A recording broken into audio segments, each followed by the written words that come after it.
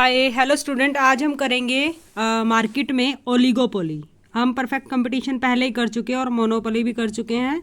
तो इस वीडियो में आप देखोगे ओलिगोपोली। तो ओलिगोपोली क्या है? And oligopoly is a market structure in which a few form dominate, यानी कि यहाँ पे थोड़ी सी फॉर्म्स होती हैं जो डोमिनेट करती हैं।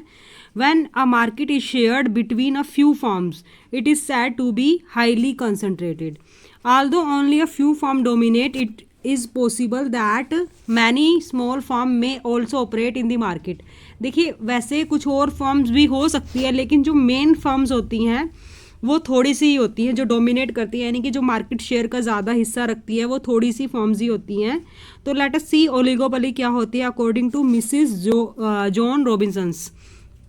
Oligopoly is a market situation in between monopoly and perfect competition. ये परफेक्ट कंपटीशन और मोनोपोली के बीच की एक सिचुएशन है in which number of seller is more than one, एक से ज़्यादा है, but not so large that market price is not influenced by any one of them. यानी कि ना तो जो क्या है बहुत बड़ा बहुत ज़्यादा लार्ज होता है उनका हिस्सा मार्केट में, और ना ही ये होता है कि वो सिंगल है। ठीक है, तो ये दोनों के बीच की सिचुएशन आ जाती है। ये मोनोपोली और परफेक्ट कंपटीशन के बीच की सिचुएशन होती है।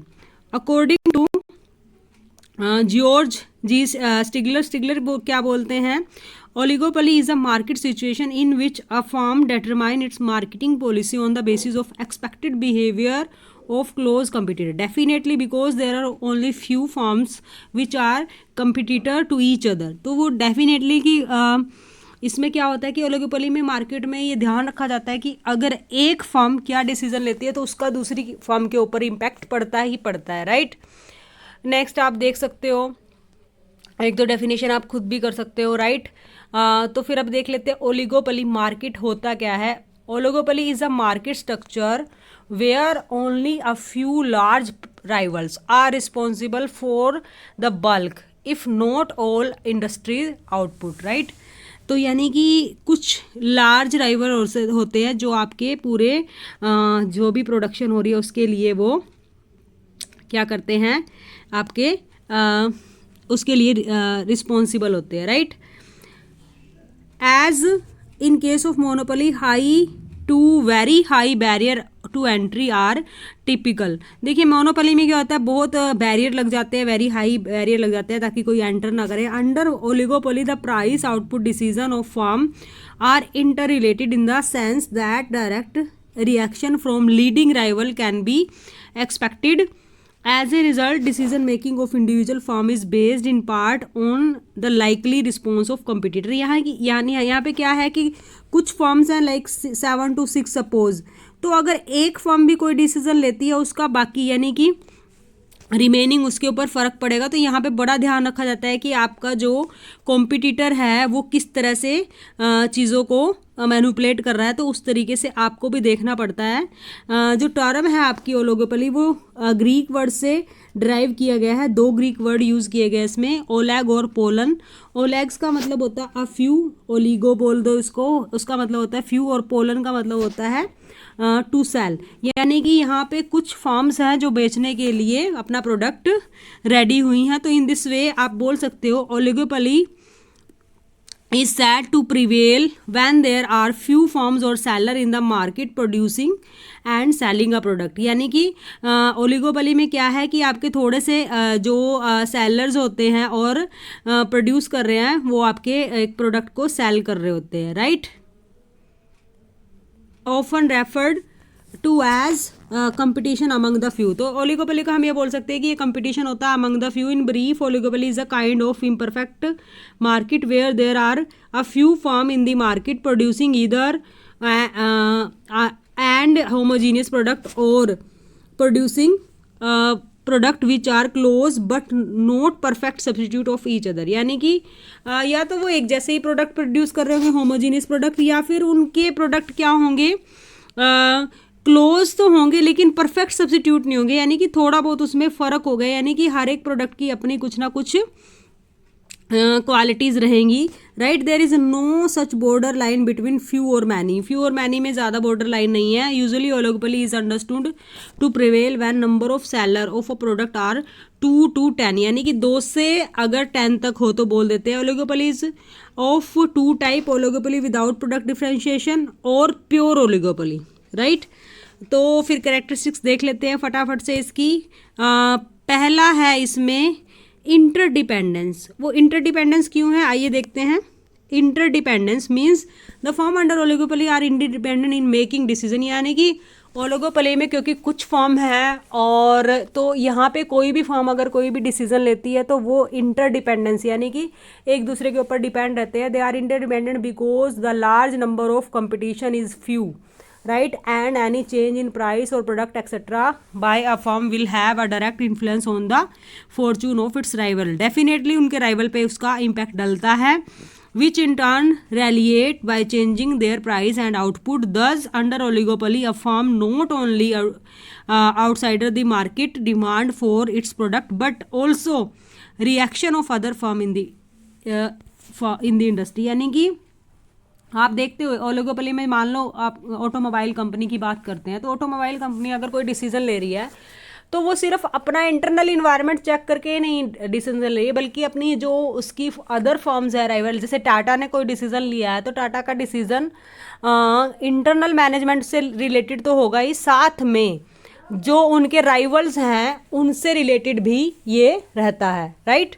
तो उसके बाद है सेकेंड पॉइंट है importance of advertising and selling cost. तो यहाँ पे सेलिंग कॉस्ट और एडवर्टाइजिंग का भी इम्पैक्ट पड़ता है। The firm under oligopolistic market employ aggressive and defensive weapon. उनको डिफेंसिव और अग्रेसिव वेपन यूज़ करने पड़ते हैं ताकि वो अपने मार्केट शेयर को ग्रेटर कर सके, राइट। तो यहाँ पे इसीलिए एडवर्टाइजमेंट और सेलिंग कॉस्ट की इम्पोर्टेंस हो जाती है यहाँ पे, right.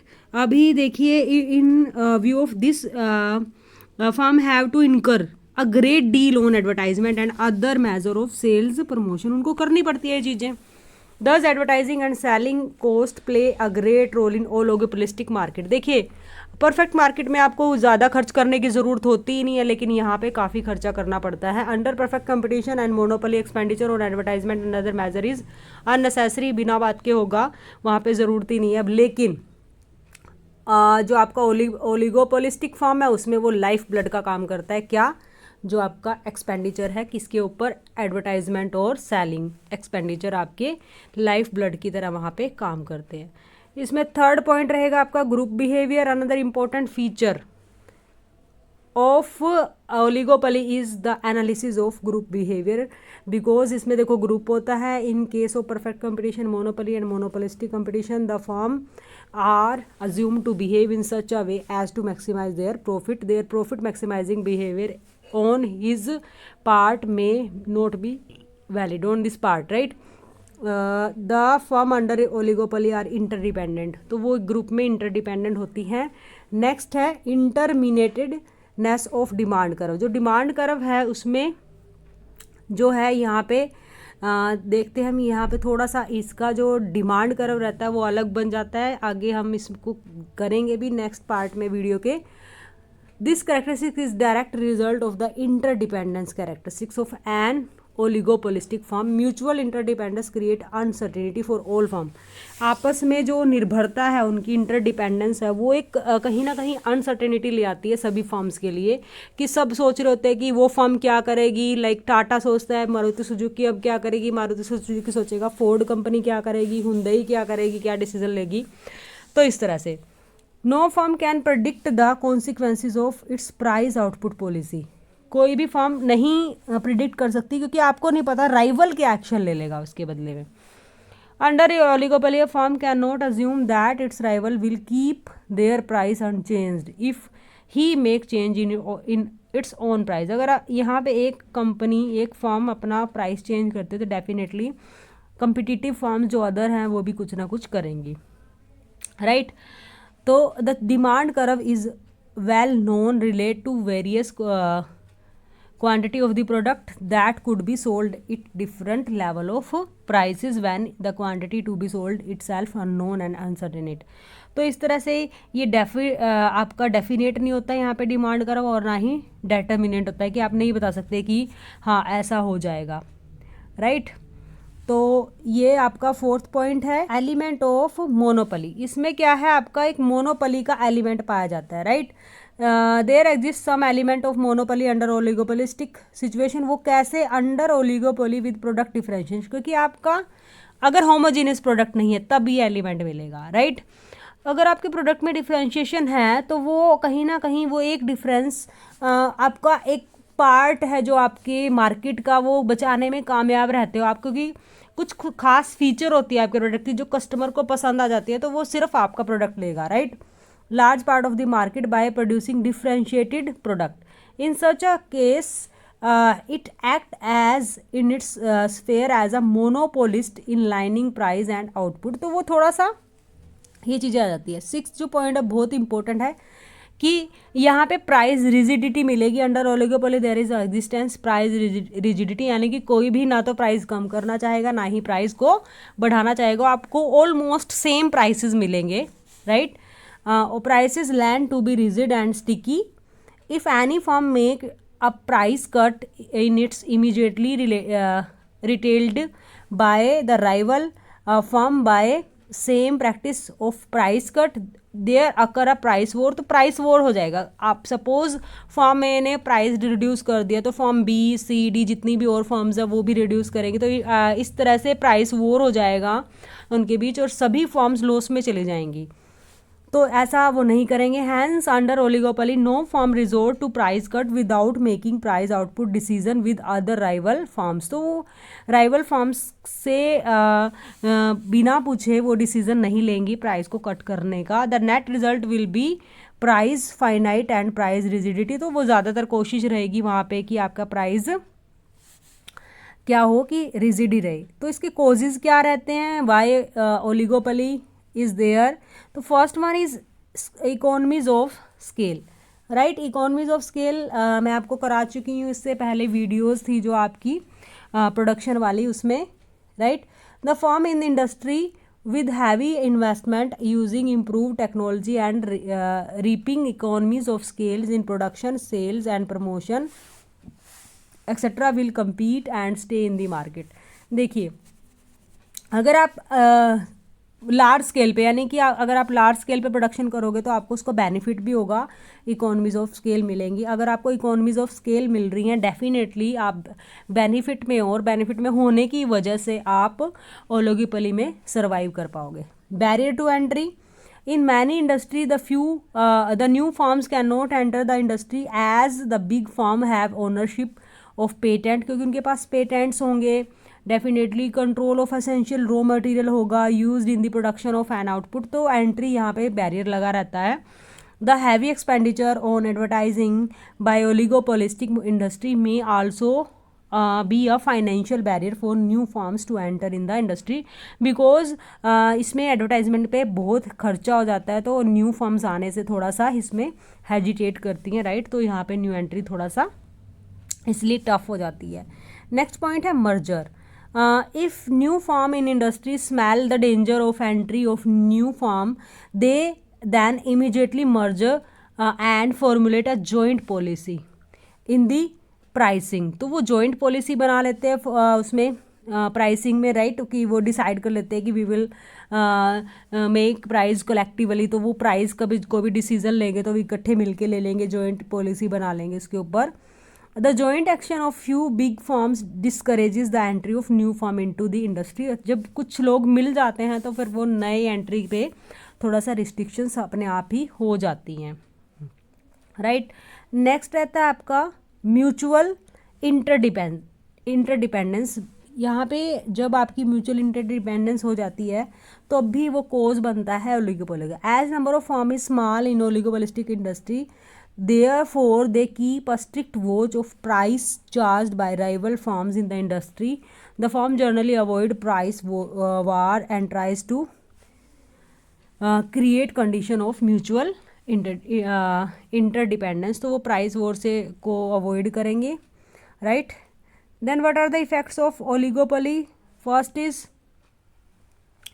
Small output and high prices as compared with perfect competition, oligopoly set the prices at higher level and output at low level। Restriction on entry, definitely like monopoly there is a restriction on the entry of new firms in an oligopolistic industry. Price exceed average cost, जो prices होते हैं वो average cost से ज़्यादा होते हैं, इसीलिए इनको profit हुआ करते हैं, right?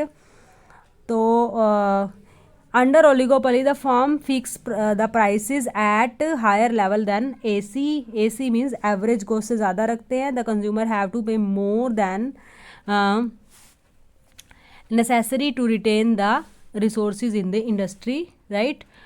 तो इस तरह से आप देख सकते हो यहाँ पे. Economy productive capacity is not utilized in conformity with the consumer preference. फिर नेक्स्ट है आपका lower efficiency. Definitely some economics argued that there is a low level of production efficiency in oligopoly. There is no tendency for the oligopolists to build optimum scale of plant and operate them at optimum rates of output. However, the Schumpeterian hypothesis state that there is high tendency of innovation and technological advancement in oligopolistic industry, क्योंकि उनको वो करना पड़ता है innovation और technological advancement, क्योंकि उनको अपने कस्टमर को रिटेन करना होता है, तो वो कुछ ना कुछ इनोवेटिव चीज़ें करते रहते हैं. As a result the product cost decreases with production capacity, enhancement हो जाती है. It will offset the loss of consumer surplus from high prices. तो वो थोड़ा सा प्राइसेस भी हाई हो जाते हैं, पर आपको चीज़ें भी तो अच्छी मिलेंगी ना. नेक्स्ट है आपका सेलिंग कॉस्ट. डेफिनेटली यहाँ पे सेलिंग कॉस्ट होती है. In order to snatch market from their rival, oligopolistic firm may engage in aggressive and extensive sales promotion efforts by mean of advertisement and by changing the design and improving the quality of their product. Definitely इससे consumer को benefit होता है, क्योंकि उनको अच्छी product मिल जाती हैं, और डेफिनेटली अच्छी प्रोडक्ट मिल जाती हैं और वाइडर रेंज मिलती है उनको प्रोडक्ट की, wider range of products as compared to pure monopoly or pure competition. Differentiated oligopoly plays at consumer disposal a wider variety of commodity. Definitely उसको बेनिफिट ही होगा कंज्यूमर को. नेक्स्ट है welfare effect under oligopoly. Wide sums of money are poured into sales promotion to create quality and design differentiation. Hence, from the point of view economic welfare, oligopoly fares fairly badly. The oligopolists push non-price competition beyond socially desirable limits. तो वो थोड़ा सा non price competition शुरू कर देती हैं, right. जो price determination under monopoly है बच्चों, वो हम नेक्स्ट वीडियो में करेंगे, ठीक है. तो आज के लिए इतना ही. Thank you very much.